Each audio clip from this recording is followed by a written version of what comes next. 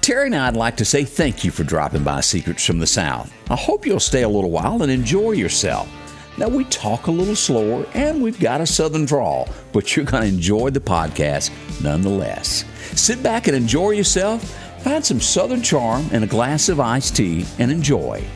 Terry's got the week off, but we'd like to welcome our special guest, former police chief Chris Reed. I hope you'll enjoy this week's episode.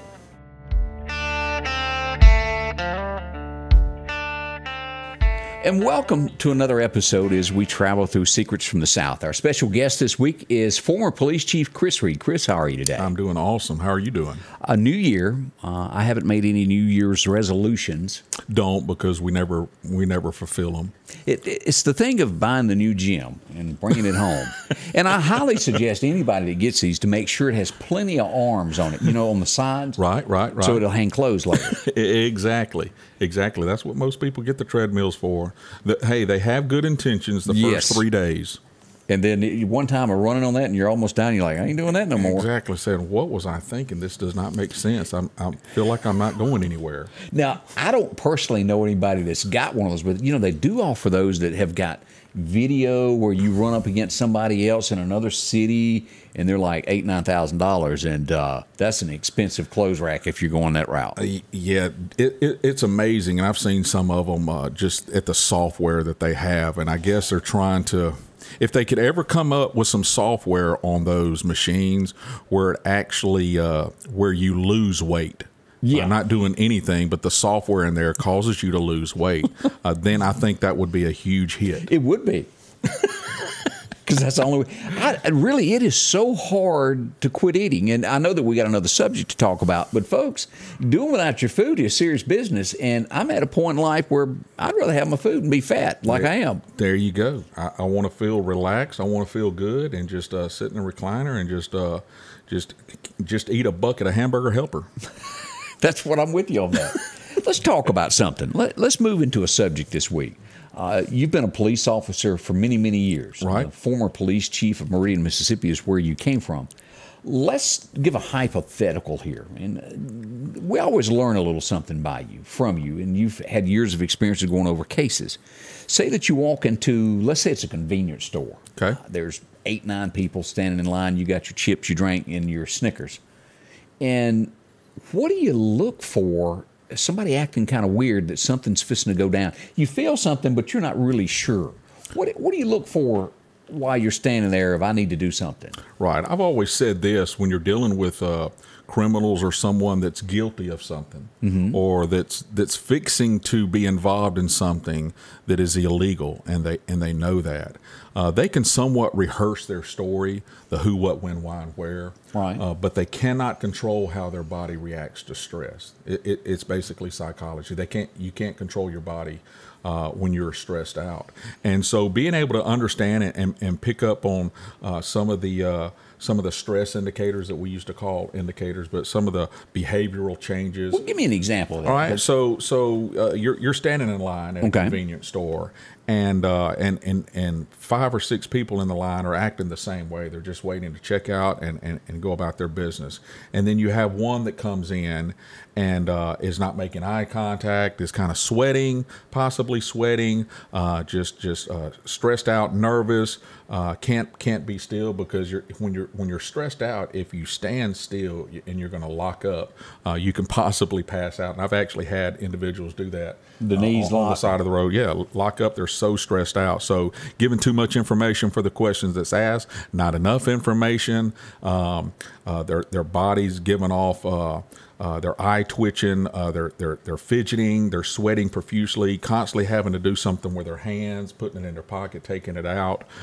So me in a convenience store, if I'm standing in a line and everyone's acting normal, but this one individual, then I have 2 choices: just completely ignore it, or really pay attention to that individual. Not saying that they're doing anything wrong, but I'm definitely going to have my radar up, and I'm definitely going to pay attention to that one individual that's giving off all these indicators of stress or behavioral changes. Now, a person like that, do they typically, that's going to rob a convenience store, let's just say it's a convenience store. Okay. Do they typically wait till everybody goes out, or do they just jump in at that point when there's 4 or 5 people still in the store and make their move? Yeah, well, I used to call it daydreaming when I would sit out there on the interstate in my patrol vehicle. And and I would say, if I was the criminal, how would I act, or how would I respond, or what would I do if I was to do something? Well, obviously, I want to make it as easy as possible. I want to get in and out. So I don't want to be identified.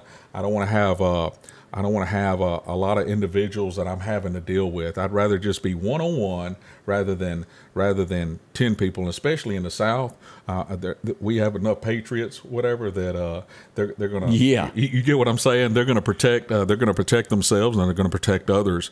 And so I don't want to have to deal with a hero, basically. So I would probably hang around until everyone just got out of the store. And also the time period. I want to be able to go into a place where there's not going to be a huge influx of people. I wouldn't be going and trying to do something illegal at 8 o'clock in the morning or 5 o'clock in the evening.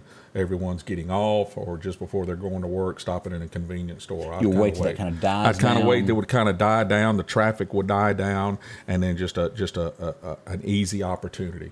All right, let's put ourselves on the other side of the counter, because this has got to be scary. I've never been in a situation like this, and I'm sure you've talked to tons of people that are on the other side of that register. They're standing there, and they have that gun pulled on them or that knife pulled on them. What do they do? What is going through their thoughts? What do they need to do? How do they react to what just happens? Yeah, every situation's different. I definitely wouldn't want to put information out there and then something tragic happens. Right.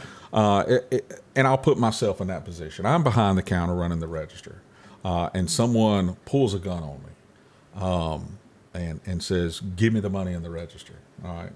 I like to live by the premise of this: there's nothing materialistic worth losing my life over. Well, that's a good point. You see what I'm saying? I do. And I would be able to just give the money, please. I don't want anything. Just and be done with it. And then at that point in time, try to get and gain as much information about that person, the clothing, the height, weight, the approximate height, weight, color, gender. Also watch them going out, vehicle, try to get a tag number, as much information, detailed information as I can get, so I can communicate that with law enforcement. And the sad part is, there's a handful, and I don't understand this part. Maybe you can answer this. Most of all camera systems in any convenience store, and if you own a business, think about what I'm fixing to say. Almost every footage that I've ever been seen turned over to the police is so grainy, you can't tell who it is. They want to protect their people, but they spend $99 on the security system. Right, and here's the deal, and the reason that happens is this. I'm not saying all businesses that turn in material or video surveillance or audio that's not the best quality, but we're talking about 2021, all right? So don't wait for something bad to happen to say, hey, I need to change, implement, revise, or amend policy. I need to get a new updated software on my camera surveillance system or anything. Don't wait for something bad to happen before you do that. Well, I had one. You get what you pay for. I had one sent to me this day that was sent to me this morning to go on my show of somebody that broke the law, and literally the pictures that were sent, there's no way you could identify those people. Right. I don't see them being caught. Yeah, there's no way. And even if they do, if someone says, "Yeah, man, I think that's so and so," and say they do, charge them. And the only evidence they have is that grainy picture or still image of that person that you really can't identify, but they're about the same weight, possibly about the same height or whatever. Right. It would never fly in court. Any defense attorney with half a brain cell would say, "Is that you?" "No, it's not me." "Your Honor, can you?" It's obvious that that's not my client. And let me pass this along to the criminals that may be watching. Do not go in the McDonald's here, because they do not believe in that. Their camera system will pick up a gnat at 3 miles away. I have never in my life seen, it must be IP, it's the greatest, latest that's out there, because they released a video of somebody that took something and it was obvious. Well, you look at it, you look at big franchises and big department stores that are all over the United States. it would probably blow your mind at how much inventory or how much of their product has to be written off by the year, and how much money that costs them in lost merchandise because of shoplifting, because of theft, and things of that nature. So those that have a huge tax revenue or a huge business, like you mentioned, McDonald's, Right. that they want their technology, and it's going to be top of the line. I just think that you get what you pay for. If I'm really wanting to protect my product, if I'm really wanting to protect my business, I'm a huge preventive maintenance person. You've heard me mention that so Right. many times. Is I'd rather make the investment up front and it pays off in the end, and never have to use it, rather than not have it and something bad happens and it's cost me way more money than what that equipment would cost in the beginning. You see what I'm saying? Right. And so I think some businesses have gotten that way. And once again, the software that we have this day and age, 2021, 2022, with the Ring and the home surveillance and the camera systems or whatever, wireless instant, with the technology, the high definition and all of that, you're not going to be a whole lot of money out of pocket, and people feel secure with having that. I'd rather have it not need it than not have it need it. I agree with you. Now, so your advice is, if you're behind, you're on that counter and somebody goes to rob you, handle the money. Don't fight with it. Yeah, look, don't sit there and try to figure out, says, well, if I handle the money, are they going to leave, or are they going to do harm to me? I'm not telling you not to protect yourself. I'm just saying, don't take a chance over something materialistic that could possibly cost you your life. You see what I'm saying? I do. And I would try to head it off at the pass. If I'm behind the register, Scotty, and I've got 5 people in line, and this one person comes in and they're acting the way that I'm talking about, as far as the shadiness, the stress indicators and all that, Yeah. I am going to make it a point, whether I have fellow employees there or even myself, all right, to make contact with that individual before he actually does something. He may not. That just may be his personality. But Chris Reed's going to find out. Right. Hey, sir, can I help you? Do you need something? Can I help you? Right. Are you looking for something? And draw attention to that individual. Statistically, and you may not have the numbers on this, but someone who robs a store, what would you say the percentage of them of doing harm right off the bat? And the reason I asked this, I saw a video this week. You don't normally see this. A guy walks into the store and doesn't even ask the clerk anything. He shoots him before a move in the face. The guy lived. Thank heavens he did. Right. But what are the statistics of someone acting that way? Is it less likely that they're going to shoot before interacting? Yeah, I don't believe there's any precise statistics or statistical analysis of what it is. I believe geographically has a lot to do with it. Your larger metropolitan cities. Also, in the Northeast, like Pennsylvania, Philadelphia, New Jersey, New York, there is a huge footprint of some violent gangs. Right. And several, not only your Hispanics, your white gangs, your Dominicans, Puerto Ricans, Cuban gangs, your black, your Haitians, your Jamaican gangs, but there's a big footprint in the Northeast of violent gangs. MS-13 is a huge violent, and they have a huge footprint in the northeastern states, in the larger metropolitan cities there. So I would imagine your percentage of that, they don't care about life.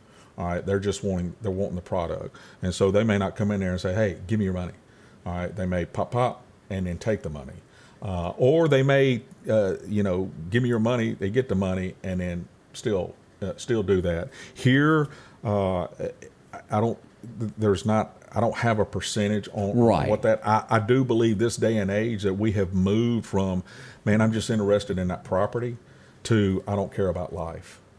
And I think you're right. Okay, let's move on to the next question here. Say you own a store, a convenience store. I keep going back to that because it's such easy access, of normally open 24 hours. Right.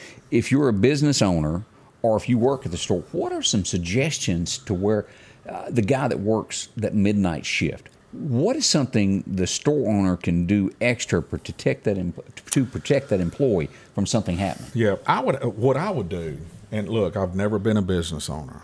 So those business owners out there. So you're saying you can't manage budgets? I didn't say I couldn't manage or anything like that. I've just never been a business owner. But if I was a business owner and say of a convenience store, that's what you mentioned, all right, and say, is it worth me financially to stay open 24/7? How much revenue am I making or profit am I making from, say, 11 o'clock at night till 5 in the morning? Gotcha. And if I'm spending more money keeping it open with the power and paying the employees than I'm actually taking in on somebody coming in and buying a Snicker bar, a Gatorade, and $20 in gas, is it worth it to me? Because once again, I as a bad guy would look at the most opportune time and the most easy. It's kind of like we mentioned in a couple of episodes ago about the animal kingdom, a lion behind the bushes. Right. He wants the weak link. He don't want to work for his food. He will, but he would rather get the weak link, and so wait for the most opportune time. A young one that's lame, the one that's a straggler, whatever, they're going ahead and take out. They're going to. So the same in the criminal realm is I want to make it as easy as possible and get in and out. And so I'd have to look at it as far as my tax revenue, my profit. Is it worth me staying open after 11 p.m.? And so I would, if I owned a convenience store, I wouldn't stay open all night. Do you see to where eventually, where you go pay, to where that becomes a bulletproof glass area, to where that's locked when that employee goes in there, that they cannot be reached, kind of like in the back of an armored truck? Yeah, they have that already in a lot of your convenience stores in your metropolitan cities. So I wasn't aware of that. Yeah, they do. They have that. Once you walk in or whatever, they have automatic locks on the door that if somebody's in there trying to do something, they can automatically hit that button. But once again, you hit that button, the bad guy's in there. You see what I'm saying? Right. And it's like probably kind of like what a caged raccoon would do if you ever opened up that cage. They're going to try to get out.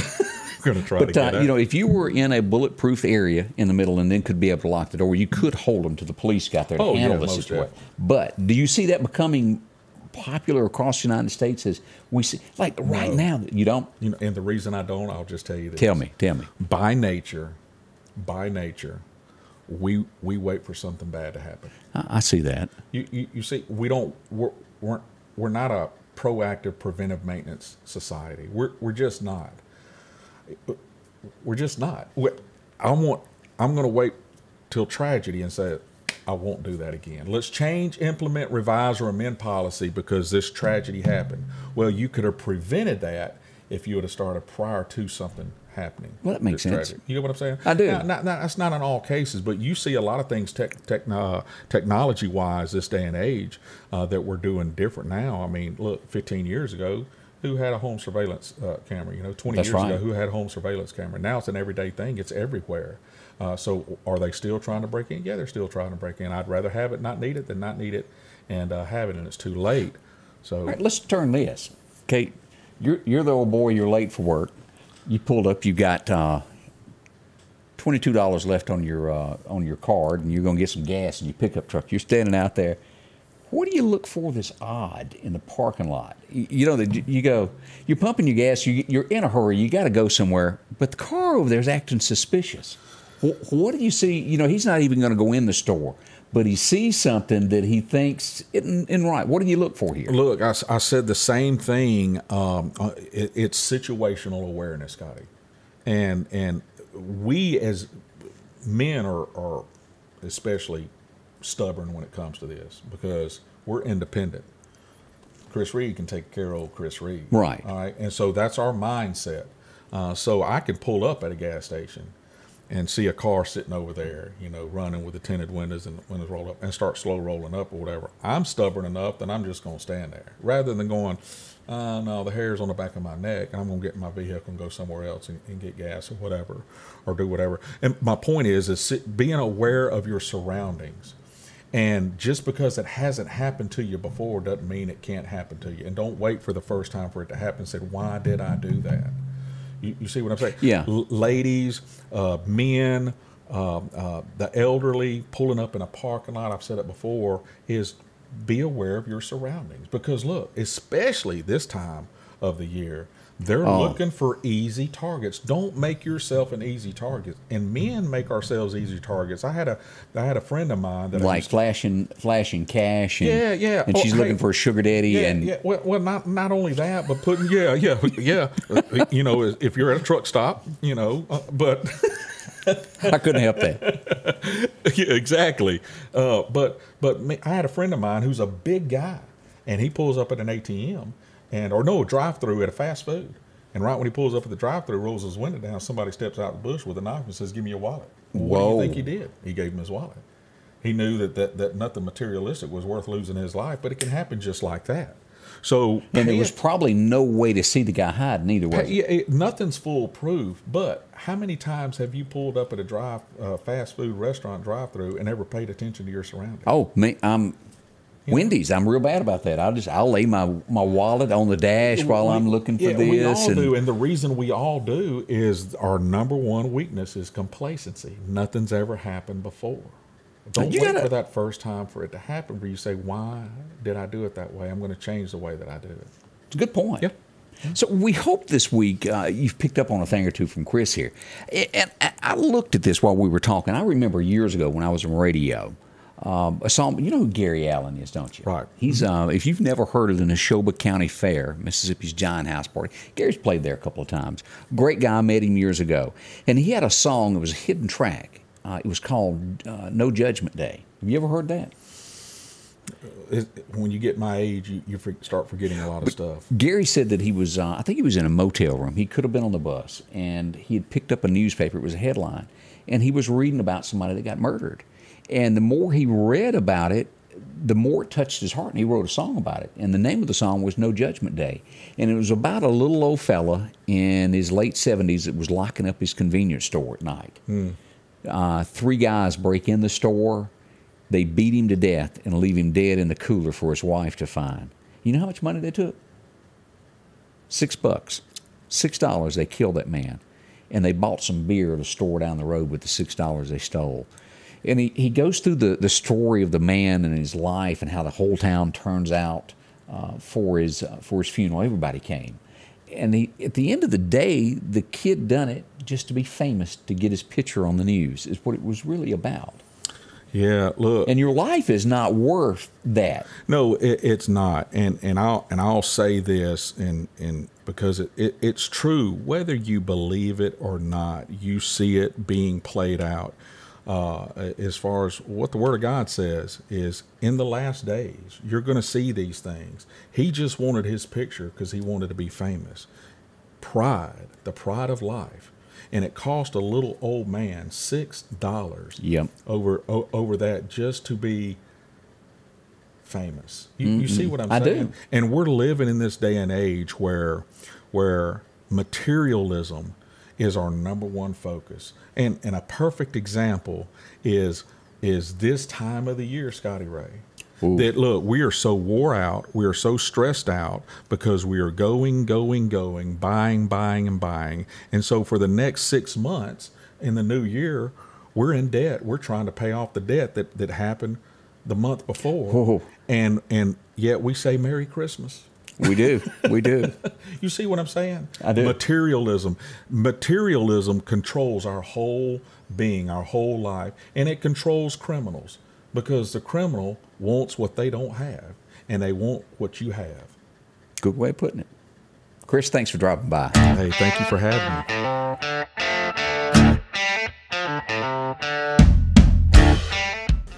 I hope you enjoyed this week's episode, and a special thanks to Chris Reed, former police chief in Meridian, Mississippi, for dropping by. Maybe we picked up a thing or two.